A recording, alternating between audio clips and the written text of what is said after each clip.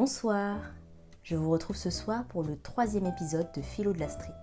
Dans ces vidéos, je vous fais part de mes réflexions personnelles, pures, intérieures et non documentées sur des sujets divers et variés en suivant les mots de l'alphabet.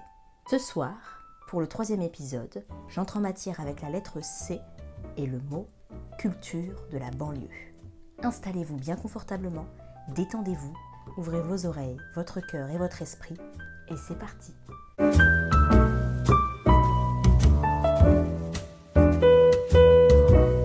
J'ai envie de parler de la culture de la banlieue, même si on peut questionner l'existence d'une culture de la banlieue.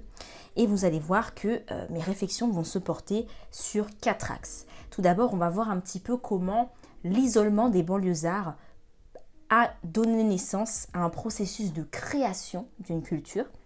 Ensuite, nous verrons comment est regardée cette culture. Elle est perçue comme une sous-culture. Nous verrons également qu'aujourd'hui, il y a parfois une appropriation de cette culture de la banlieue. Et enfin, nous ouvrirons nos réflexions en se questionnant sur l'opportunité de protéger cette culture, d'en faire peut-être un patrimoine. Les banlieusards, ça a toujours été des personnes parquées dans des ghettos, parquées parce que précaires, parquées parce que parfois d'origines diverses et variées. Les banlieusards sont avant tout des personnes isolées et pointées du doigt. Elles sont stigmatisées. Et dans cet isolement, il y a quand même une forme d'entre-soi qui se crée. Forcément, on est amené, quand on est banlieusard, à traîner avec des banlieusards, à aller à l'école avec des banlieusards, à sortir avec des banlieusards, tomber amoureux entre banlieusards. C'est-à-dire qu'il y a un entre-soi qui se forme, un entre-soi de fait. Et dans cet entre-soi, il y a de la création. Et toute cette création se matérialise par de nouveaux codes sociaux, de nouveaux codes physiques, de nouveaux codes vestimentaires. Il y a une mode particulière et c'est vrai qu'aujourd'hui, les gens pensent reconnaître un certain physique de banlieusard par rapport à leur tenue vestimentaire, par rapport au langage, un langage qui parfois est presque institutionnalisé parce qu'il peut être différent, avoir des variantes selon les banlieues, selon les quartiers. On reconnaît que tel mot provient de tel quartier. Il y a beaucoup de langage, de tournures de phrases qui viennent par exemple de Grigny. Il y a même aujourd'hui sur internet, on peut trouver la traduction, c'est-à-dire que quand il y a un mot de banlieue que vous ne comprenez pas, vous pouvez taper sur internet et vous avez automatiquement la page Urban Dictionary qui s'ouvre et on vous traduit ce mot-là.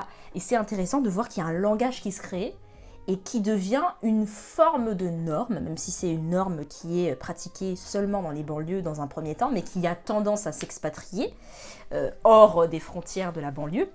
Il y a aussi tout un système de création au niveau de la culture, au niveau de l'art, au niveau notamment de l'art dans le sens de la peinture, puisque pendant très longtemps, tout ce qui était les tags, c'était vu comme de la délinquance, comme des dégradations de biens, et aujourd'hui, on reconnaît quand même que le tag, c'est un art comme un autre. Aujourd'hui, il y a même des mairies, des instances publiques qui demandent à des taggeurs professionnels de venir faire une œuvre dans tel bâtiment public, sous forme de tag, donc on reconnaît que le tag a de la valeur, alors qu'avant c'était perçu comme juste un délit.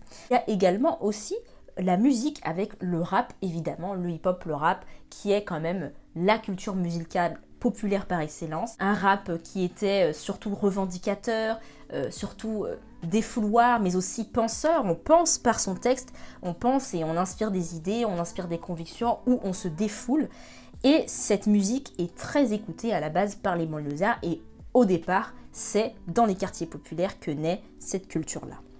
Cette création d'une culture propre à la banlieue, ça peut être perçu comme un système d'autodéfense. Dans une société où vous êtes stigmatisé, dans une société où vous êtes rejeté, dans une société où vous êtes isolé, et vous avez tendance à vous replier sur vous-même et à créer votre propre confort, vos propres règles. Un endroit où vous êtes maître de votre territoire, un endroit où vous êtes maître de vos codes sociaux. Vous avez décidé entre vous d'une façon de vivre, d'une façon de parler, d'une façon de draguer, d'une façon de chanter. Et ça, c'est ce qui, selon moi, fait qu'il existe une culture ou des cultures de banlieue.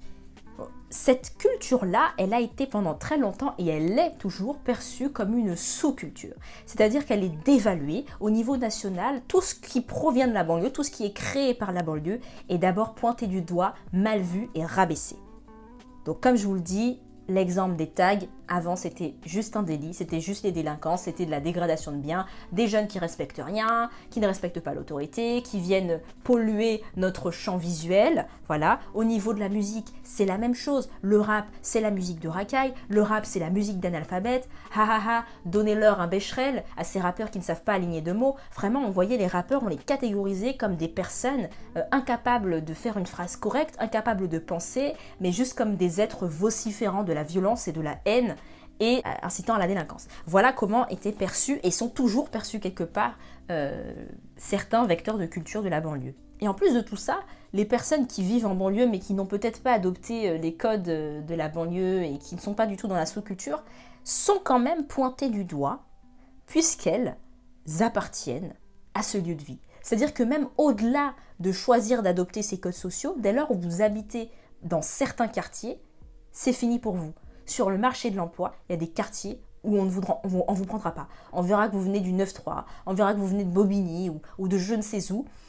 On estimera que non, on ne vous veut pas dans l'entreprise, vous ne correspondez pas aux critères, vous ne vous entendrez pas avec les autres. Comme si vous adoptez dans l'entreprise, ce serait adopter un lion qu'on essaierait de mettre en cage, mais qui serait indomptable et qui viendrait forcément foutre le bazar. Et pareil pour le langage de la banlieue, les codes de la banlieue sont vus comme un langage de racaille et on incite les jeunes à essayer de rompre avec ce langage et à adopter un langage plus formel. Il y a ce côté où on brime ce langage et on empêche ce langage d'exister, alors qu'on sait qu'une langue évolue et qu'en soi, si de nouveaux mots existent, pourquoi ne pas les intégrer au dictionnaire ?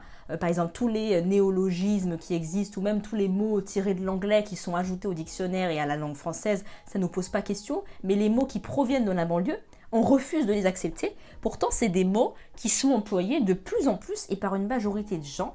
Par exemple, je pense au mot la hesse. C'est vraiment un mot qui existe dans la bouche de tellement de gens. Moi, quand je dis c'est la hesse, je vois pas quel autre mot je peux dire en fait. Je vois pas quel mot français correspond vraiment au mood que je veux exprimer là. Peut-être que l'ancêtre du mot la hesse, ce serait la dèche. Et même la dèche, c'était déjà un mot qui était vraiment utilisé. Donc, vous voyez, le mot la hesse, pourquoi est-ce qu'on ne veut pas accepter ce mot-là? Enfin, pourquoi est-ce que c'est un mot qu'on ne peut pas dire dans certaines sphères? Enfin, ça se questionne. Il y a certains mots voilà, qui sont arrêtés à la frontière du 9-3, du 9-1, du 9-2, du 7-8, parce que là, non, dès lors où on rentre Paris intramuros, on n'en veut pas. Il faut prendre un code beaucoup plus soutenu. On n'accepte plus. Alors que même aujourd'hui, les Parisiens disent ce genre de mots-là. C'est une sous-culture, c'est un sous-langage, c'est une sous-musique, c'est de la sous-peinture que font les banlieusards. Et ça se voit aussi lorsqu'on remet des prix, par exemple tout ce qui est victoire de la musique, Energy Music Award, etc. Les rappeurs sont absents, on ne les voit pas, pendant des années, ils n'étaient pas invités, ils étaient un petit peu boycottés parce que c'est pas l'image de la France. Déjà, c'est une image trop métissée de la France, mais aussi parfois trop vulgaire, trop choquante, trop provocante, trop négative, trop violente parfois. Pourtant, c'est ce qui fait la France. Les jeunes de banlieue existent, ils ont le droit de s'exprimer. On leur reproche de s'exprimer par des émeutes comme les émeutes de 2005 qui ont frappé la France. Mais quand ils s'expriment par la musique ou par l'art, on les boycotte aussi. Donc, c'est intéressant de voir ce boycott-là, même si de plus en plus on essaie de les inviter, et encore on n'invite que certains rappeurs qu'on trouve assez mainstream, mais ce rejet-là des sphères de pouvoir, des sphères de récompense, peut générer une certaine frustration, ou quand vous êtes vraiment connu, mais que derrière vous n'avez pas cette dernière consécration peut-être télévisuelle, vous pouvez vous demander, mais comment ça se fait? Comment ça se fait que je ne sois pas invité là?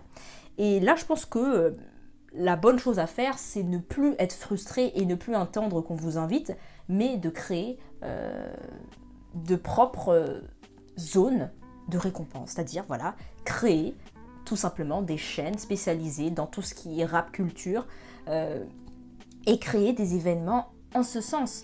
Parce que de toute façon, je pense pas que un jury composé de personnes comme certains chanteurs de variété française seront à même de juger le rap. Ils n'y connaissent rien, ils n'ont pas envie d'y connaître grand-chose, ils ne sont pas très légitimes à décerner des trophées en ce sens. Donc c'est très très bien qu'il y ait de plus en plus de médias spécialisés dans tout ce qui est rap culture qui se développent, parce que c'est eux qui vont donner la parole aux rappeurs et surtout qui savent analyser leur discours, qui savent analyser leurs textes et y donner du sens et qui respectent cette culture-là. N'allez plus mendier chez des gens qui ne comprennent pas votre art. Aujourd'hui, il y a une certaine appropriation de la culture de la banlieue. La culture de la banlieue dépasse les frontières, dépasse les générations. Le rap est devenu la musique la plus écoutée de France. Les tags prolifèrent dans les rues et sont même parfois dans certaines mairies ou dans certains édifices publics. Le langage de la rue est dans toutes les bouches, même dans les petits du 16e. Même le rap aujourd'hui est devenu mainstream. On voit des rappeurs de toutes parts, de tous horizons. Le rap n'est pas de toute façon que pour les banlieusards. Le but n'est pas d'interdire à certaines personnes de rapper. On va quand même pas faire comme le Crous et regarder combien vous gagnez pour vous autoriser ou pas à faire du rap, ce serait ridicule. Cependant, on peut questionner ce rapport-là et se dire, est-ce qu'il n'y a pas une différence de traitement entre le rappeur qui représente vraiment la banlieue, parce qu'il y a vécu, parce qu'il y vit toujours, parce qu'il en a les codes, parce qu'il en a la couleur, parce qu'il en a les revenus, et le rappeur qui ne représente pas du tout la banlieue et qui peut-être est plus accepté par les médias mainstream, les médias nationaux, parce qu'il passe plus. C'est des gens qu'on va plus entendre à la radio, qu'on va plus mettre en avant, qu'on va beaucoup plus hyper. Et ça peut être frustrant, parce qu'en fait, les créateurs de cette culture-là se trouvent désemparés face à un petit peu des usurpateurs, dans un sens, qui viennent et qui en retirent toute la gloire, sans en tirer la moindre discrimination, le moindre rejet, le moindre problème, la moindre déconvenue. Et c'est pareil pour le code vestimentaire, des codes qui faisaient racaille hier font aujourd'hui super hype sur certaines personnes. Il y a vraiment un double regard, en fait, selon qui vous êtes, selon ce que vous représentez. Cette culture n'est pas perçue de la même façon selon qui vous êtes. Parce que le problème, c'est ça, c'est que celui qui ne vient pas de la banlieue et qui surfe sur cette vague-là, le jour où ça marche plus, ou le jour où la mode s'arrête, il peut retourner à sa vie bien tranquille. Alors que le vrai banlieusard, lui, il sera toujours discriminé parce que banlieusard. Il sera toujours stigmatisé parce que banlieusard. Il prend toutes les pots cassés. Vous comprenez? Donc il y a un côté un petit peu hypocrite et pas très sympa.